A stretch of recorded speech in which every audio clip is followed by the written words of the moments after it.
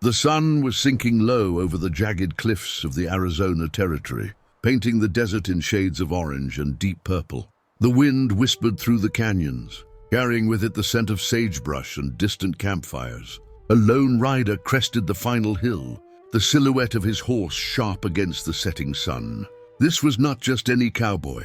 He was known for his calm in the face of danger, the kind of man who had stared down rattlers, outlaws, and storms alike without flinching. His name was Silas McCoy.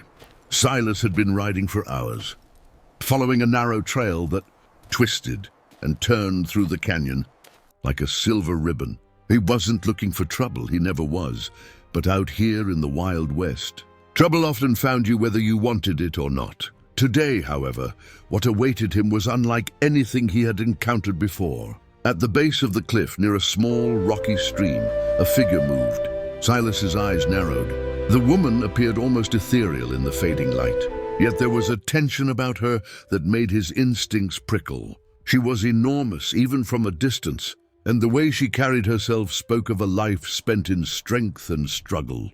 As he drew closer, he realized she was no ordinary woman. She must have been at least 7 feet tall. "Don't come any closer," the woman cried, her voice trembling, though it carried across the canyon.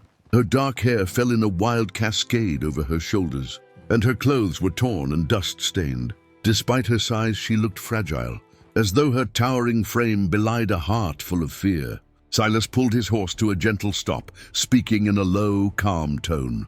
"Easy now. I don't mean any harm." Her eyes darted to him, wide with panic, yet there was something pleading in her gaze. "Please, don't be scared of me," she said, her voice cracking. I haven't hurt anyone. I won't hurt you." Silas studied her carefully, noting the mix of strength and vulnerability. He had learned long ago that fear could make a person, or in this case, a giant of a woman, act in unpredictable ways. But he had also learned that calmness and respect could bridge even the widest divide. "I'm not scared," he said, dismounting slowly. The horse snorted, sensing his rider's ease. Silas held out his hands, palms open. "My name's Silas McCoy. What's yours?" She hesitated, biting her lip as if considering whether she could trust him.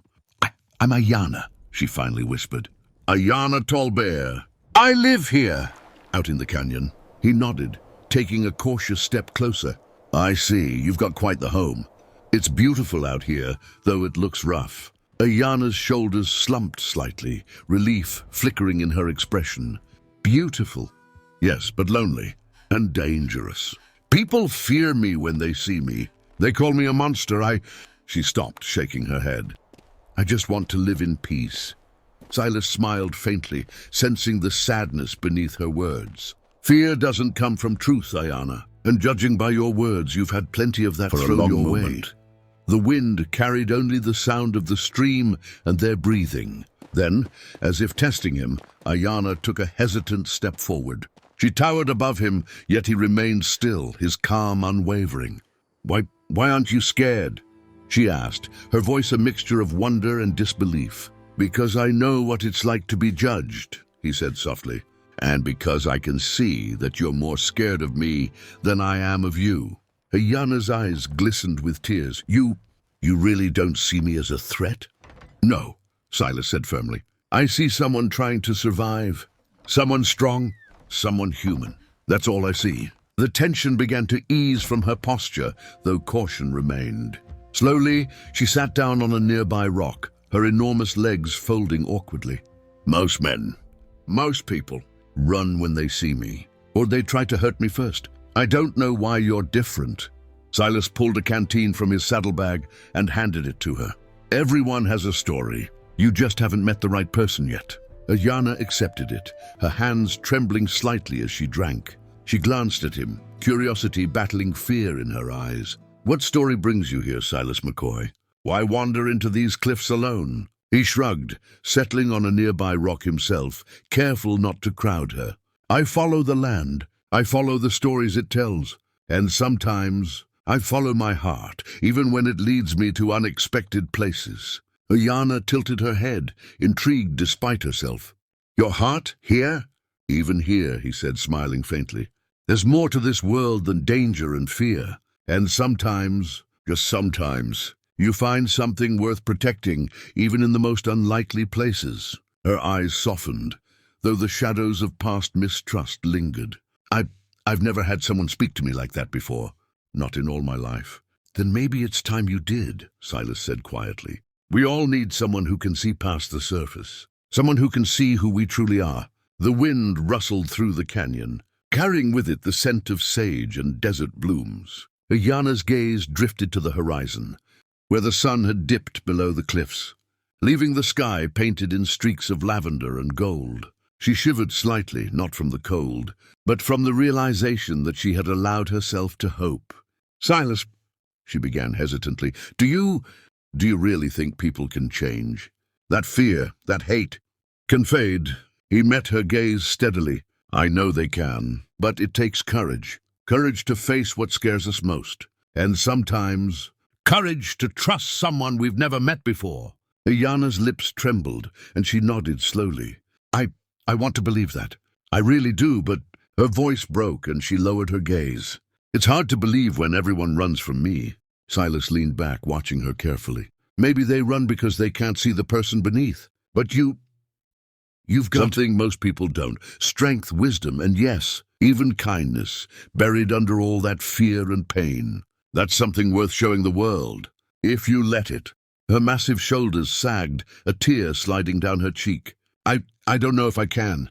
I've been hurt too many times. Silas's voice was steady, gentle, unyielding. Then start small. Start with me. I'm not here to hurt you, Ayana. I'm here because I believe in you, and I'll stay if you let me. A faint smile flickered across her face, fragile yet genuine. You really mean that?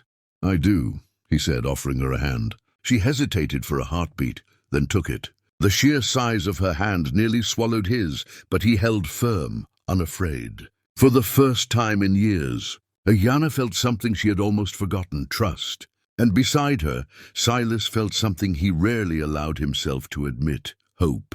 They sat together in silence, the canyon around them alive with the whispers of the wind and the distant calls of coyotes. Time seemed to slow, the world narrowing to just the two of them. In that fragile twilight, a connection formed, delicate but unbreakable, between a cowboy and a woman the world had feared. Why do they call you Tall Bear? Silas asked quietly, breaking the silence. Ayana shrugged, a small laugh escaping her. Because I grew faster than anyone else. Because I fought like a bear to survive. Because maybe I've always been bigger than the world could handle. Silas nodded thoughtfully. Maybe, but sometimes being bigger than the world isn't a curse. Sometimes it's a gift. And gifts, when used well, can change everything. Her eyes glimmered in the last light of day. Do you really think I could change how they see me? I know you can, he said firmly, but it won't be easy. People fear what they don't understand, and it's up to you to show them the truth, your truth. The sky darkened further, stars beginning to pierce the evening canvas. Ayana shifted, pulling her cloak tighter around her shoulders. I don't know if I'm ready. You don't have to be ready alone, Silas replied. I'll be here. And sometimes that's all the courage you need. Someone by your side, believing in you, even when the rest of the world doesn't. Ayana looked at him, truly looked, for the first time without fear or suspicion. She saw not a stranger, not a threat, but a man who understood something about survival, about pain, about hope. And she realized that perhaps, just perhaps, she could face the world again. As darkness fell fully over the canyon, Silas and Ayana stayed by the stream, talking quietly, sharing stories of hardship and laughter, of sorrow and courage. In the heart of the Wild West, amid cliffs and deserts, a bond had formed, one that defied fear, defied expectation, and defied the prejudices of those who had never looked past the surface. Somewhere deep in the canyon, the wind carried a whisper through the rocks. Fear may stalk the heart, but courage, trust, and love could conquer even the tallest of shadows. And for Ayana, the 7-foot Apache woman, the shadow that had loomed over her for so long began to lift, replaced by something she had almost forgotten. Hope. Morning arrived gently in the canyon, light spilling over the rocks like a promise kept. Ayana stood at the edge of the stream, watching the water glide past her feet. For the first time in years, she had slept without fear. No nightmares of torches or shouting men, no sudden jolts awake at imagined footsteps. Silas sat nearby, stirring the last of the fire's embers. The quiet between them comfortable and real. But peace in the Old West never lasted long. A distant sound broke the calm. Hooves, more than one horse. Ayana stiffened instantly, her body tensing like a drawn bow. Her eyes filled with panic as she turned to Silas. "They found me," she whispered. "They always do. Please, you should go." "They won't listen. They never do." Silas rose slowly, his voice steady. "I'm not leaving." From the canyon's bend emerged 3 armed men. Townsfolk by their dress, fear hardening their faces. One pointed the moment he saw Ayana. "There she is. I told you she was real." Ayana stepped back, trembling. "I didn't hurt anyone," she cried. "I swear it." The men raised their rifles. Silas moved forward, placing himself between them and her. "That's far enough," he said calmly. "You lower those guns." One man scoffed. "You insane, cowboy. That thing's a monster." Silas didn't flinch. "She's a woman, and she's done nothing wrong." The leader hesitated, confused by Silas's lack of fear. "You expect us to believe that?" Silas glanced back at Ayana, then returned his gaze to the men. "I've spent one night here. She fed me. She protected me. She showed more humanity than most men I've ridden with. Fear made you hunt her. Ignorance made you call her a monster." Ayana slowly stepped forward, towering yet gentle, her hands open. "I don't want to fight," she said, voice shaking but strong. "I just want to live." For a long moment no one moved.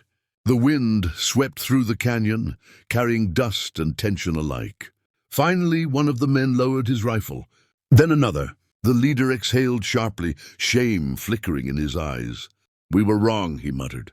"Fear makes fools of us all." They turned and left, their retreat quiet but heavy with realization. Ayana collapsed onto the rock, tears streaming freely now. Silas knelt beside her. "You did it," he said softly. "You faced them." She shook her head. "I didn't, you did." He smiled gently. "No, I just stood with you. The courage was yours." Days passed, then weeks. Word spread, not of a monster, but of a woman of great strength and greater heart. Travelers stopped without fear. Children stared in awe, not terror. Ayana helped rebuild fences, lifted wagons from mud, protected caravans from storms. Slowly, the world changed how it saw her. One evening, as the sun dipped low once more, Ayana stood beside Silas overlooking the canyon. "You could leave," she said quietly. "You always were a wanderer." He turned to her. "I was, but I think I've found where I belong." She looked down at him, eyes shining. "With me, with you," he said simply. "In the heart of the Old West, where fear once ruled, love had taken root. Not because she was small or gentle, not because he was fearless, but because one man chose to see a soul instead of a shadow. And from that day on, no one ever again told Ayana Tallbear, 'Don't be scared of me,' because the world no longer was. If you want next, hook intro 30 seconds, title, description, hashtags, image prompts, Urdu version. Just tell me."